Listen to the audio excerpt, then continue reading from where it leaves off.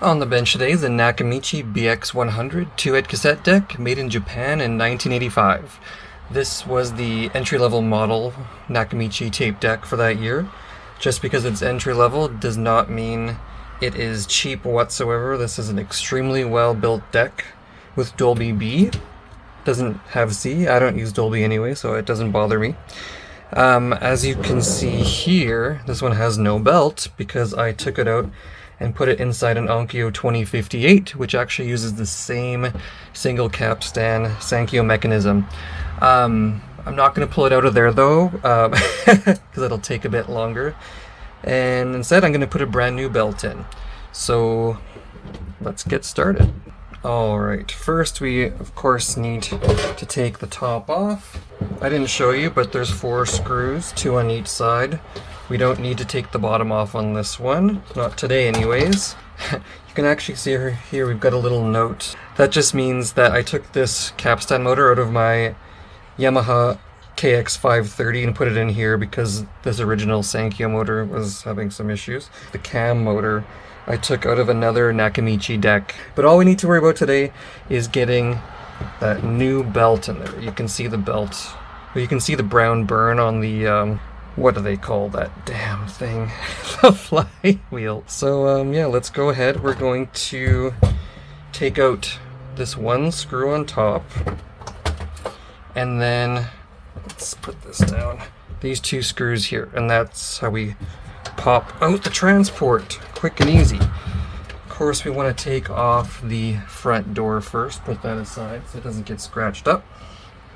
And let's get our screwdriver here. Alright, 1 screw. I like how they only used 3 screws on this. Some decks are such a pain in the you-know-what to get the whole mechanism, transport, whatever you want to call it out. And I don't like working on those decks, but I've got a million of these decks because they're just so easy to work on. The BX-100, BX-125, BX-150, CR1, CR2, even I believe the RX-202. Oh, and of course the BX-1 and 2. Those all use the same single capstan Sankyo mechanism. Oh, see, we've already got these unplugged. This one plug would have been there. This plug would have been here. For record and playback.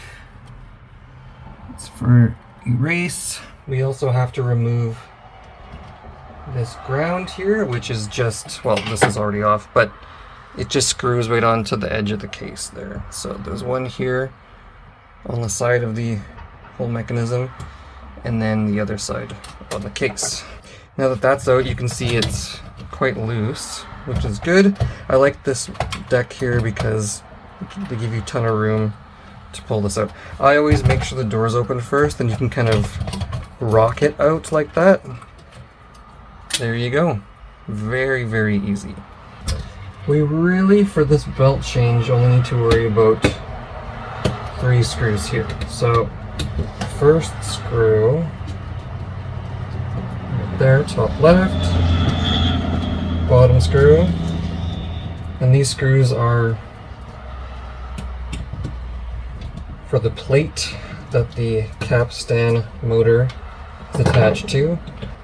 Depending on how your wires are connected here and zip tied in, this is not necessarily how it's going to look for you if you have an untouched deck that nobody's ever been inside. Let's cut these off. Be very careful that you don't snip any wires. You can always patch them, but it's just easier if you don't snip them. We can pull this kind of all the way out here. Alright, so these belts here are from Russell Industries. They're an American company. This is their PBR line. You could contact sales at russellind.com, but I got these from a guy named Mike at electronicsupplycorp.com, and I'll put that link in the description. He's got every kind of belt you could want. I've bought tons of belts from him for all different types of tape decks. They're great. This is the FRSP 6.5 flat belt. This is the belt that you'll need for all single capstan Sankyo-based mechanisms, so all the Nakamichi decks I mentioned earlier. So what I always like to make sure that this flywheel is clean. And you know what, while we're doing this, maybe we'll do a few other things while we're in here. So you can see the flywheel comes right out. You'll have to watch underneath here. This little, whoops, they're easy to lose. These little oil stop washers, can you see that? Make sure you don't lose any of these. See, those are dirty, and you know what, we're gonna clean those while we're at it. Alright, so you got my IPA here, 99.9%. Clean off all this gross gunk in here. Dried up, dirty lubrication. We're also going to clean that bearing here, get all that gunk off of there. Clean this off so you get the gunk off of there. Sorry, this is the first time doing the video, so just want to make sure you can see that. Make sure this little guy is clean as well. Alright, we're going to, ooh, hear that squeak? You're likely not going to get all of this. There is some lube there that was brushed on by the manufacturer. That lube is pretty good, but just for demonstration purposes, I'm going to wipe that old stuff off. So this motor shaft, we're going to just give it a quick wipe here. This is just synthetic grease that I got from Canadian Tire. Just grab a little bit.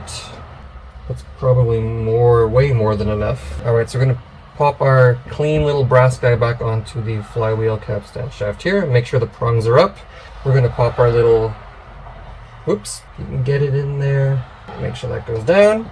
We're going to want to take some oil, and I'm using MotoMaster synthetic compressor oil. Mileage may vary. I use this and it works great, no complaints. So we're just dabbing a little tiny bit of oil there so that it kind of bubbles out around that little seal there. There we go, more than enough. I don't know how well you can see that, but it kind of bubbled out around there. I'm gonna just do one more quick clean here. Right back in here, give it a bit of a spin. Do another quick wipe.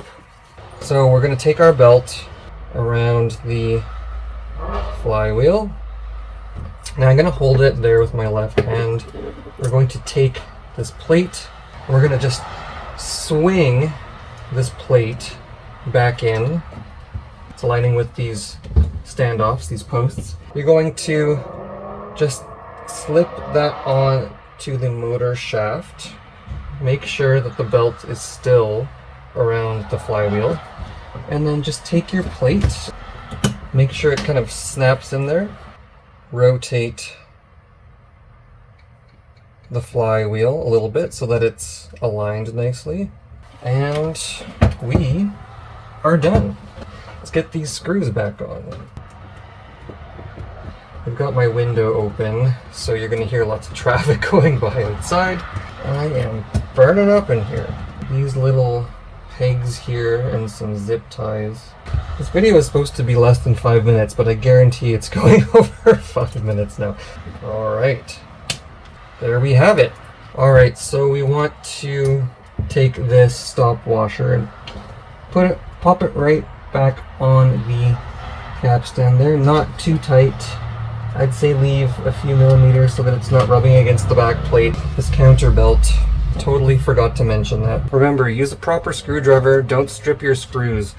I don't know how many screws I've stripped, which has screwed me and stripped me of the ability to screw things back in. Pop that off here. So this is a brake here.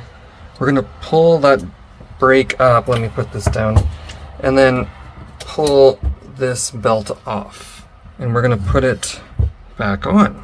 Again, just like I pulled it off, we're gonna pull up this brake and kind of tug it on, make sure it's not catching on anything. We're kind of pulling a bit forward so that that belt falls into the groove and not behind the groove. And we are in the groove. You can probably just stretch it across here to make sure that it stays. We're gonna tilt it back into the deck. So the belt here, you want to make sure that it goes around the spindle there. And if you look on the bottom left hand of the screen, you can see the belt in the groove, underneath side anyways. You can't see on the top, but notice how the belt is in the groove and not behind it.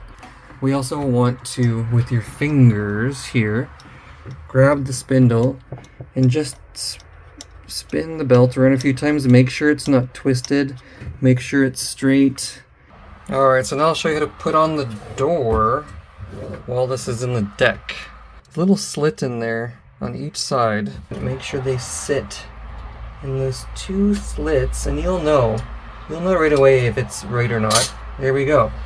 And don't over tighten these.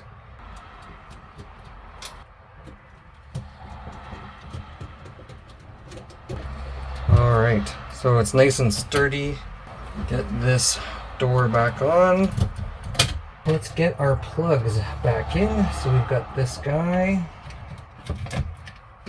And the more complicated decks you work on, I recommend writing the names of things on there if you don't know. Our last clip here. We also, of course, need to get that ground on. Alright. Done. I'm not going to do any audio tests or anything like that. This is simply just showing you how to change the belt. Let's hit play. We are good. Our belt is working nicely. No slipping, no noise, no weirdness. Our counter belt's back in working. Our counter is working. One last thing, you really don't want all these wires flopping around in there, so I'm not going to do it now because I have a bit more work to do on this machine. But you can, you know, pinch here with your zip tie. Hopefully you learned something today, and hopefully you give me good feedback and I create more videos for you.